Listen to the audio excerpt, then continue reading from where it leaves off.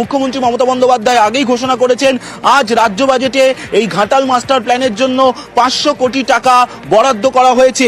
পাশাপাশি তুমি জানো যে একাধিক জায়গায় বিশেষ করে মুর্শিদাবাদ, মালদা সহ বেশ কিছু জেলায় নদীর ভাঙন একটা বড় সমস্যা হয়ে দাঁড়িয়েছিল এবং সেই নদীর ভাঙন আটকানোর জন্য এই রাজ্য বাজেটে 200 কোটি টাকা বরাদ্দ করা হলো। বিশেষত মুর্শিদাবাদ, মালদা এই জেলাগুলিতে যেভাবে নদী ভাঙন হচ্ছে সেই নদীর ভাঙন আটকানোর জন্য এই 200 কোটি টাকা বাজেট বরাদ্দের কথা বলা হয়েছে। আজ এই রাজ্য বাজেট চলছে। রাজ্য মন্ত্রিসভার অর্থ প্রতিমন্ত্রী চন্দ্রিমা ভট্টাচার্য তিনি রাজ্য বাজেটে একাধিক প্রকল্পের কথা ঘোষণা করছেন।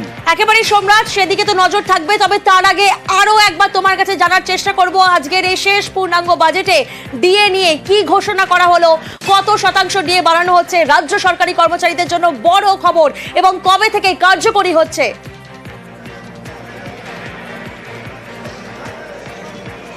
দেখো, 1 এপ্রিল চলতি বছরের 1 এপ্রিল থেকেই কার্যকরী হচ্ছে। রাজ্য সরকারি কর্মচারীদের জন্য 4% ডিএ বাড়ানোর ঘোষণা করা হয়েছে রাজ্য বাজেটে। 1 এপ্রিল থেকেই এর সুবিধা পাবেন রাজ্য সরকারি কর্মচারীদের পাশাপাশি যারা পেনশন পান তারাও এই সুবিধা পাবেন। এবং তুমি জানো যে এই বাজেটে যেটা বলা হচ্ছে রাজ্যের আর্থিক বিভিন্ন জায়গা থেকে প্রতিকূলতা আসছে, কেন্দ্র টাকা দিচ্ছে না, কিন্তু তবুও সরকারি কর্মচারীদের জন্য রাজ্য সরকার তাদের পাশে রয়েছে এবং সে তাকে মাথায় রেখেই এই অর্থাৎ 2025 অর্থবর্ষে 2025-26 অর্থবর্ষে রাজ্য সরকারি কর্মচারীদের জন্য আরো 4% ডিএ বাড়ানোর কথা ঘোষণা করা হলো আজ রাজ্য বাজেটে। রাজ্যের অর্থ প্রতিমন্ত্রী চন্দ্রিমা ভট্টাচার্য ইতিমধ্যেই রাজ্য বাজেটে তা ঘোষণা করেছেন। একেবারে রাজ্য বাজেটে চমক, 4% ডিএ বাড়ানোর প্রস্তাব। তার ফলে এবার থেকে 18% ডিএ পাবেন সরকারি কর্মীরা। এই বছরেরই এপ্রিল মাস থেকে কার্যকর হবে। আরো একবার আপনাদেরকে জানাবো, রাজ্য বাজেটে বড় চমক, 4% ডিএ বাড়ানোর প্রস্তাব। এর ফলে এবার থেকে 18% ডিএ পাবেন সরকারি কর্মীরা। এই বছরেরই এপ্রিল মাস 1 এপ্রিল থেকে কার্যকর হবে। 26-এর ভোটের আগে শেষ পূর্ণাঙ্গ বাজেট, জনমুখী প্রকল্প থেকে বিভিন্ন দিকে নজর ছিল কোন কোন খাতে বরাদ্দ কত হচ্ছে। তবে এই বাজেটের সব থেকে বড় চমক 4% ডিএ বৃদ্ধি। পাশাপাশি আমরা নজর রেখেছি পথশ্রী প্রকল্পের জন্য বরাদ্দ করা হয়েছে 1500 কোটি টাকা।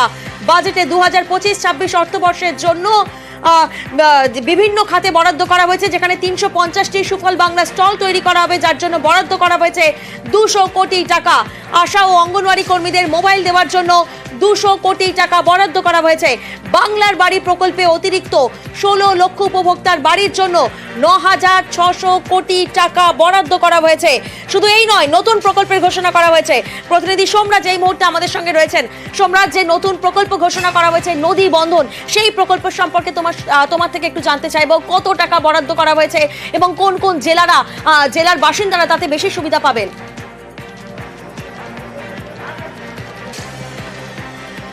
দেখো, মূলত নদী তীরবর্তী যেসব এলাকার বাসিন্দারা রয়েছেন তারা মূলত এই প্রকল্পের সুবিধা পাবেন।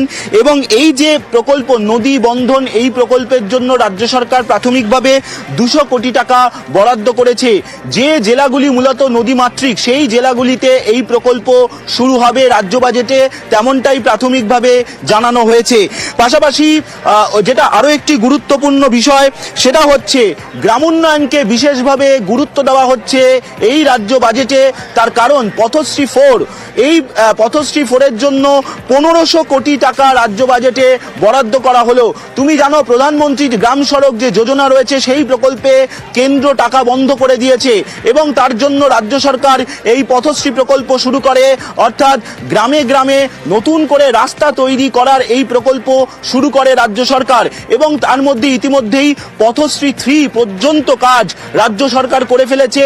এবার এই পথশ্রী 4-এর জন্য রাজ্য সরকার 1500 কোটি টাকা অর্থ বরাদ্দ করেছে। নিঃসন্দেহে 2026-এর বিধানসভা নির্বাচনের আগে এই পথশ্রী প্রকল্পে প্রায় 1500 কোটি টাকারও বেশি বরাদ্দ যথেষ্টই তাৎপর্যপূর্ণ এবং এক্ষেত্রে অবশ্যই গ্রামোন্নয়নকে যে বিশেষভাবে গুরুত্ব দেওয়া হচ্ছে, অন্তত এই বাজেট তেমনটাই ইঙ্গিত দিচ্ছে। একেবারেই বাড়লো 4% ডিএ। আরো একবার আপনাদেরকে জানাবো, 26-এর ভোটের আগে শেষ পূর্ণাঙ্গ বাজেট, রাজ্য বাজেটে চমক, 4% ডিএ বাড়ানোর প্রস্তাব। এর ফলে এবার থেকে 18% ডিএ পাবেন সরকারি কর্মীরা। পাশাপাশি বাংলার বাড়ি প্রকল্পেও কত লক্ষ উপভোক্তা, সেখানে কি কি বরাদ্দ করা হয়েছে? প্রতিনিধি সোমরাজ আমাদের সঙ্গে রয়েছেন। সোমরাজ, তুমি প্রত্যেকটি প্রকল্প এবং প্রত্যেকটি ঘোষণা আমাদের দর্শকদেরকে একটু ইলাবোরেটলি বোঝাচ্ছ, সেক্ষেত্রে বাংলার বাড়ি প্রকল্পের জন্য কি বরাদ্দ রয়েছে?